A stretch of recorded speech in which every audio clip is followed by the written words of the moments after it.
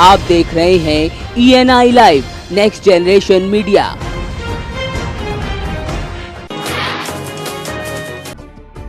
मथुरा में सरकारी सहायता प्राप्त एक स्कूल में फर्जीवाड़े का मामला सामने आया। इस स्कूल के प्रबंधन, प्रिंसिपल और तत्कालीन BSA पर फर्जी दस्तावेजों के आधार पर शिक्षकों की नियुक्ति करने का आरोप लगा है। तो स्थानीय लोगों की शिकायत पर बेसिक शिक्षा विभाग द्वारा मामले की जांच कराई गई। तो फर्जीवाड़े में 3 शिक्षकों को सहायता प्राप्त स्कूल में फर्जी नियुक्ति दी गई थी। तो इसका खुलासा RTI के माध्यम से हुआ है।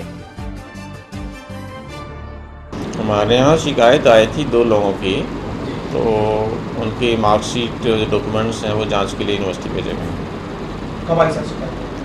ये लगभग 1 महीना पहले आई है। और संबंधित एक BSA की हमने कमेटी बनाई थी, उनको भेजा भी था और यूनिवर्सिटी में जांच प्रक्रिया चल रही है।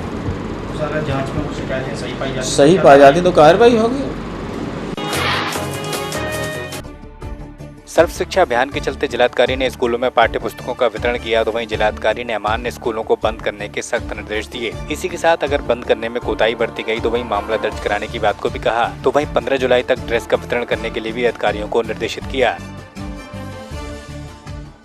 ऐसा आप लोग जानते होंगे, इस वर्ष से जो है ड्रेस में परिवर्तन किया गया था और पिछले माह में जून में मैंने बैठक की थी शिक्षा विभाग की, तो नमूना इन्होंने दिखाया था। मैंने तो ये निर्देश दिया था कि 30 जून तक नपाई का काम जो है सारे स्कूलों में पूरा हो जाना चाहिए।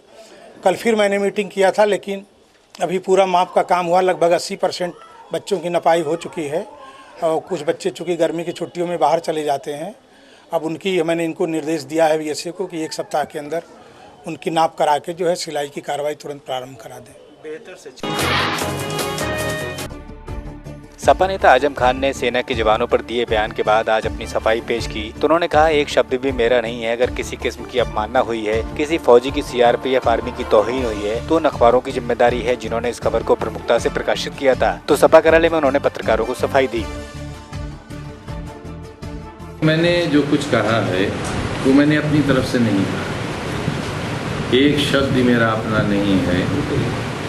अगर किसी किस्म की अवमानना हुई है, किसी फौजी की, CRP की, BSc की, आर्मी की, किसी की तौहीन हुई है, तो उसकी जिम्मेदारी उन अखबारों पर है जिन्होंने इस खबर को छापा था और बड़ी प्रमुखता से तस्वीरों के साथ छापा था। जागरण, जो कि भारतीय जनता पार्टी की विचारधारा का अखबार है, इनकी ये खबर है। समाजवादी पार्टी के अध्यक्ष अखिलेश यादव के जन्म दिवस के मौके पर कार्यकर्ताओं ने रक्तदान कर उनका जन्म दिवस मनाया। सपा नेता आजम खान के नेतृत्व में सपाइयों ने पार्टी कार्यालय में रक्तदान किया। इसी के साथ अब्दुल्ला आजम ने भी रक्तदान किया। समाजवादी पार्टी कार्यालय रामपुर ने ब्लड डोनेशन कैंप लगाया है और सिलसिला जारी है। समाजवादी पार्टी इस बात में यकीन रखती है कि मानव और मानवता नहीं रहेगी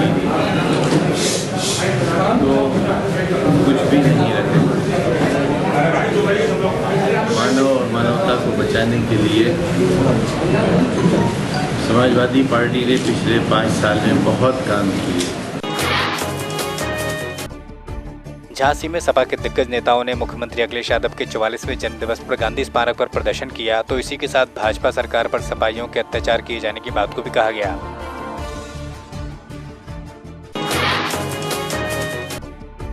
विधानसभा चुनाव में मुंह की हार खाने के बाद भी एक बार जमीन पर फिर से खड़ी होने के लिए सपा जुट गई है, जिसके चलते सपा मुखिया अखिलेश यादव के 44वें जन्म दिवस पर बिखरी सभा को जोड़ने की पहल शुरू की गई। इसी के साथ जिलाध्यक्ष के नेतृत्व में केक को काटा गया। तो वहीं सभी का मुंह मीठा कराया गया।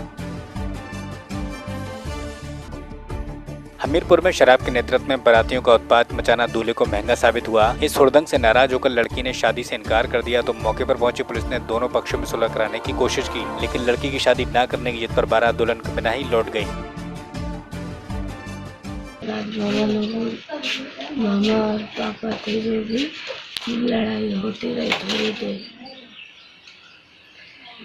और मम्मी बेहोश हो गई। तो शादी से इनकार आपने कर दिया जी। कि वजह क्या थी इनकार करने की? शादी के पहले जब वो लोग को इतना सब कर रहे हैं, शादी के बाद पता नहीं वो लोग क्या न करें। हाथरस में चोरों ने पुलिस को चुनौती देते हुए तालाबंद मकान में ताला तोड़कर लाखों के माल पर हाथ साफ किया। तो वहीं वारदात तब अंजाम दी गई जब घर के सभी सदस्य शादी समारोह में शामिल होने गए थे। तो घर में लाखों के माल पर यहां चोरों ने हाथ साफ किया है। तो पुलिस ने मामले की पड़ताल शुरू की है।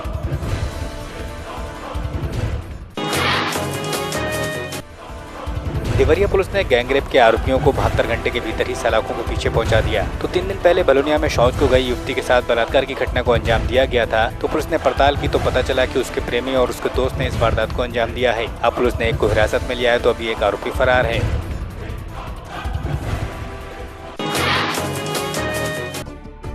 केंद्र सरकार ने जहां जीएसटी को लागू कर दिया है तो फतेहपुर में भाजपा विधायकों को जीएसटी की फुल फॉर्म तक नहीं पता। तब जिले में कैबिनेट मंत्री सत्यदेव पचौरी ने विधायकों की लाज रखी और फुल फॉर्म को बताया। इसी के साथ सरकार की इस मौके पर 100 दिन की उपलब्धियों को भी गिनाया गया।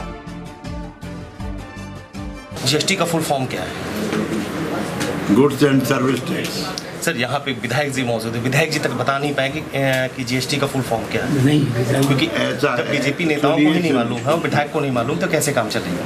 सबको मालूम है, लेकिन आप लोग परीक्षा लेते हो, परीक्षा लेना बंद। श्रावस्ती के सिरसिया में पेड़ पर चढ़कर युवक को फल तोड़ना महंगा पड़ गया। तो ऊपर से गुजर रही हाई टेंशन लाइन का झटका लग गया। तो युवक काफी देर तक पेड़ पर फंसा रहा, जिसको लोगों ने नीचे उतारकर अस्पताल पहुंचाया।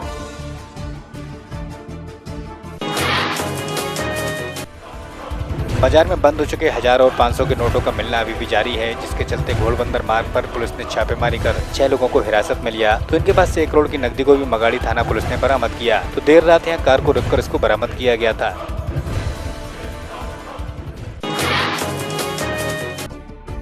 राज्य के किसानों के कर्ज माफ किए जाने के हिसाब से मजदूरों के भी कर्ज माफ होने चाहिए। इसी मांग को लेकर दलित महासंघ के लोगों ने रास्ता रोको आंदोलन किया, जिसमें पूना हाईवे को जाम कर दिया गया। तो वहीं काफी देर तक यह हंगामा हुआ।